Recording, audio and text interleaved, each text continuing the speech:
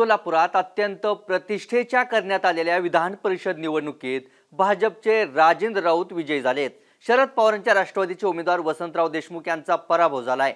मोठ्या मताधिक्याने राऊत पुन्हा एकदा आमदार झाले, पण मोहिते पाटलांची अदृश्य मतं कुठं गायब झाली? राऊतांच्या विजयात कोणता फॅक्टर कामी आला? बहुमत असतानाही 500हून अधिक मतांचा दावा करणाऱ्या भाजप नेत्यांची दमछाक का झाली?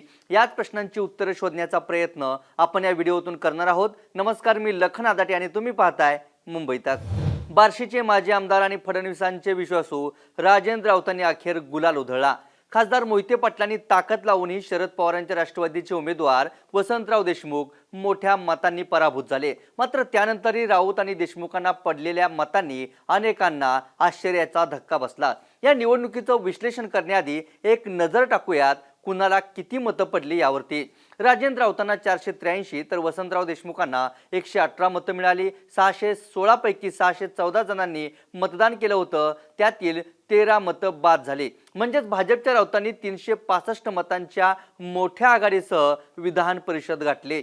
पण आता राऊतांच्या विजयानंतर मोठी चर्चा सुरू झाली आहे। भाजपकडे बहुमत असलं तरी अनेक मुद्द्यांमुळे राऊतांची कोंडी झाल्याची चर्चा होती। मात्र ही कोंडी फोडत राऊतांनी अखेर गुलाल उधळला। राऊतांच्या विजयामागील आणि देशमुखांच्या पराभवामागील तीच काही कारणं आपण एका पाठोपाठ एक करून जाणून घेऊयात। मतांच्या जमवाजमवीत मारलेली बाजी हीच राजेंद्र राऊतांच्या यशाची पहिली पायरी ठरली। भाजपचे 304, शिवसेना 76, राष्ट्रवादी अजित पवारांची 48 अशी सर्वाधिक 428 मतं महायुतीच्या खात्यात होती। शरदचंद्र पवारांची राष्ट्रवादी 32, उद्धव ठाकरेंची शिवसेना 31, काँग्रेस 18 असं फक्त 81 मतांचं संख्याबळ महाविकास आघाडीचं होतं। मात्र तीर्थक्षेत्र विकास आघाडीचे 14, एमआयएमचे 9, अपक्ष 29 आणि स्थानिक आघाड्यांचे 55 असे 105 मतदार होते। यात 105 मतांवरून राऊत आणि देशमुखांमध्ये प्रचंड चुरस होती। या 105 मधील अधिक मतं राऊतांना मिळाल्याची चर्चा आहे। महायुतीच्या मतदानापेक्षा अधिकची 55 मतं राऊतांना मिळालीत, तर देशमुखांना महाविकास आघाडीच्या संख्याबळापेक्षा 37 मतं अधिकची मिळालीत।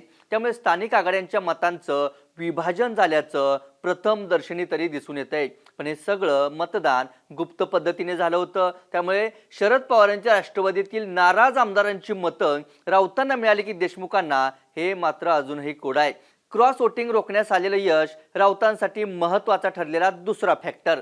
भाजपसह महायुतीत क्रॉस वोटिंग होईल असा अंदाज व्यक्त केला जात होता। मोहिते पाटलांच्या संपर्काचा आजपर्यंतचा इतिहास पाहता भाजपने पुरेपूर खबरदारी घेतली। पालकमंत्री जयकुमार गोरेंनी तर भर बैठकीतच सोलापूर महानगरपालिकेतील नगरसेवकांना तंबी दिल्याची चर्चा होती। माझी नजर तुमच्यावर आहे, मला क्रॉस वोटिंग ओळखता येतं म्हणत थेट इशाराच गोरेंनी दिला होता। त्यामुळे क्रॉस वोटिंग रोखण्यास आलेले यश ही भाजपसाठी जमेची बाजू ठरली। भाजपमधील गटबाजी आणि नाराजी दूर करण्यास मिळालेले यश हा मुद्दा राऊतांसाठी जमेची तिसरी मोठी बाजू ठरला। सोलापुरात विजयकुमार देशमुख आणि सुभाष देशमुख गेल्या काही दिवसांपासून नाराज असल्याची चर्चा होती। त्यातच विधान परिषद निवडणुका आल्या। सोलापूर शहर आणि दक्षिण सोलापूर तालुक्यात देशमुखांना घेतल्याशिवाय लढाई ही सोपी जाणार नव्हती। मात्र भाजपमधील दिलजमाईचा मोठा फायदा राऊतांना मिळाला। देशमुखांची तर मदत झालीच, पण माजी आमदार दिलीप माने आणि गणेश वानकरांसह नव्यानं भाजपात आलेल्या अनेकांनी भाजपचं काम मनापासून केलं। अक्कलकोट पासून करमाळ्यापर्यंत राऊतांना मिळालेला प्रतिसाद या निकालातून दिसला। राऊतांना या लढाईत एक पाऊल पुढे नेणारी चौथी बाब म्हणजे राष्ट्रवादीतील फूट।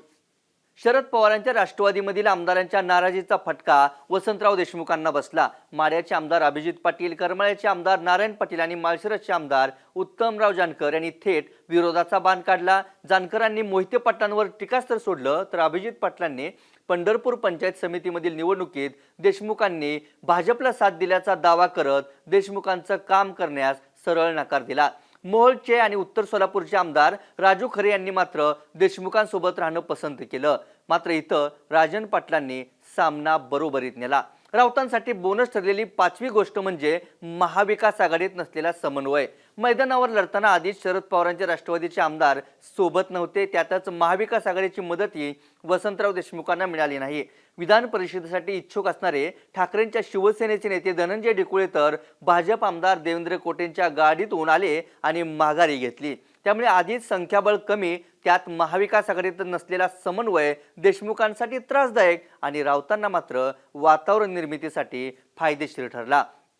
राऊतांना विजयाच्या दिशेने नेणारं 6वं कारण म्हणजे भाजपची फौज.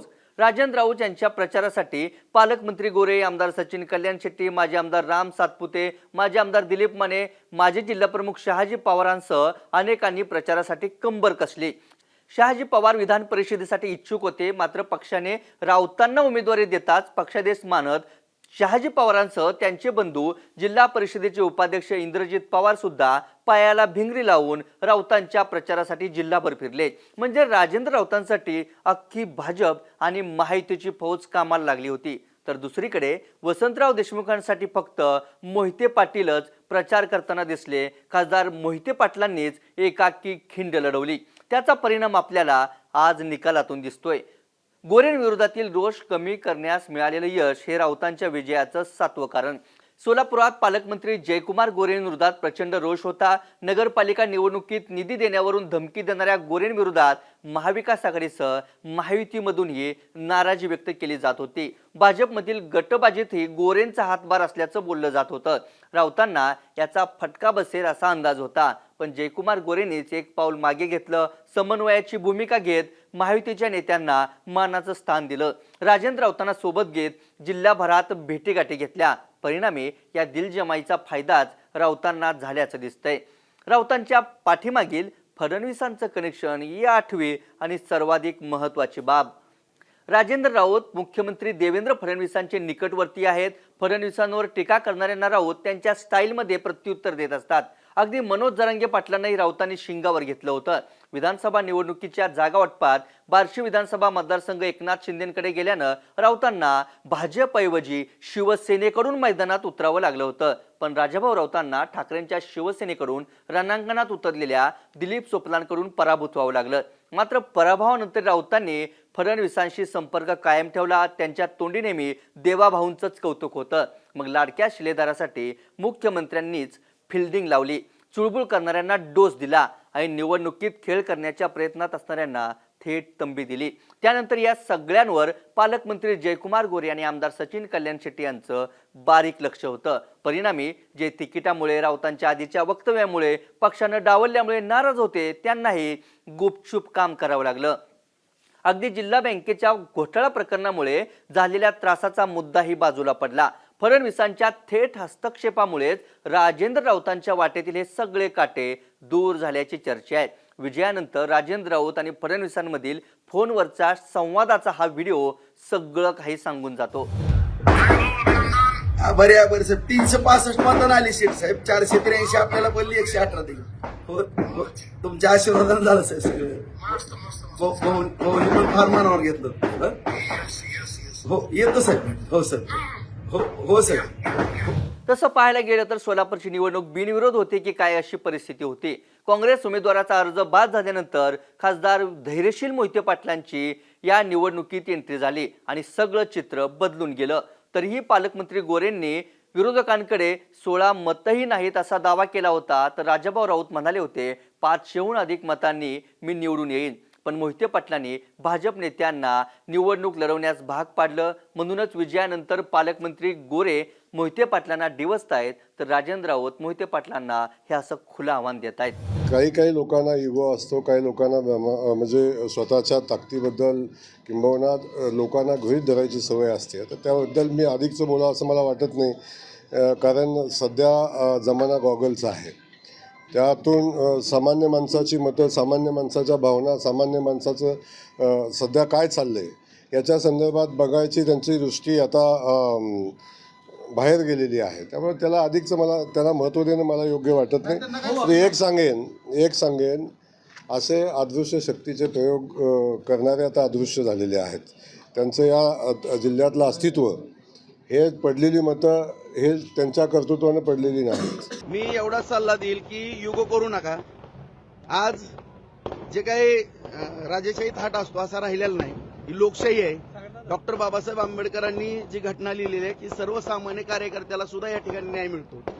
आज आम्ही जरी काय जुनं कुणाचं काही असलं तरी सगळ्याला जमिनीवरती येऊन काम करावं लागतंय. असं मी मंगल्यावरती बसन मी कुठं तर हुकूम सोडल आणि माझ्या दारात सगळ्यांनी यावं. आज त्यांची भावना होती मी सुद्धा येऊन त्यांच्यासमोर हात जोडावे, बिनविरोध करायचं. तर म्हणले आम्हाला भेटला का, आम्हाला भेटल्यावर आम्ही बिनविरोध करू. अरे तुम्ही कोण लागून गेले तुम्हाला भेटायला? आधी फक्त बार्शीचे आमदार असणारे राजेंद्र राऊत आता सोलापूर जिल्ह्याचे आमदार झालेत. फडणवीसांचे विश्वास असणारे राऊत आता जिल्हाभर फिरताना दिसतील. कमळ फुलवण्यासाठी गोरेंच्या साथीनं मोहिते पाटलांना भिडतानाही दिसतील. भाजपची ताकदही वाढेल, पण तरीही एक गोष्ट आपल्याला विसरता येणार नाही. केंद्रात, राज्यात आणि सोलापुरातही सत्ता असताना सुद्धा भाजपला आव्हान देऊ शकतो, हेच धैर्यशील मोहिते पाटलांनी दाखवून दिलंय. राजाभाऊ राऊतांसाठी पालकमंत्र्यांसह भाजप नेते सगळा जिल्हा पिंजून काढत असताना एकटे धैर्यशील मोहिते पाटीलच सह्याद्री बनून वसंतराव देशमुखांसाठी लढत राहिले. लोकसभा आणि विधानसभेला सोलापूरचा कौल महाविकास आघाडीच्या बाजूने होता. आता मात्र प्रत्यक्ष जनतेचं मतदान नव्हतं, त्यांनी निवडून दिलेल्या लोकप्रतिनिधींनीच मतदान केलं. तरीही बिनविरोध झालीच म्हणून फक्त औपचारिक घोषणा बाकी राहिलेली सोलापूर विधान परिषदेची निवडणूक लागली. रंगतदार लढतीची आणि नव्या समीकरणांच्या मांडणीची परंपरा त्यामुळेच यावेळी सुद्धा सोलापूर विधान परिषद निवडणुकीत दिसून आली. या व्हिडिओत इथंच थांबूयात. राजेंद्र राऊतांचा विजय कुणामुळे सोपा झाला? वसंतराव देशमुखांच्या इतिहासामुळेच भविष्यातील वाटचालीत अडचणी आल्या का? मोहिते पाटलांनी सोलापूरच्या राजकारणातलं आपलं महत्त्व अधोरेखित केलंय का? विधान परिषद निवडणुकीच्या निकालाचे परिणाम सोलापूरच्या आगामी काळातील राजकारणावर उमटलेले दिसतील का? याबद्दल तुम्हाला काय वाटतं ते आम्हाला कमेंट करून सांगा. ताज्या घडामोडी आणि अचूक विश्लेषणासाठी मुंबई तकच्या यूट्यूब चॅनलला सबस्क्राईब करा. फेसबुक आणि एक्सवरही फॉलो करायला विसरू नका. धन्यवाद.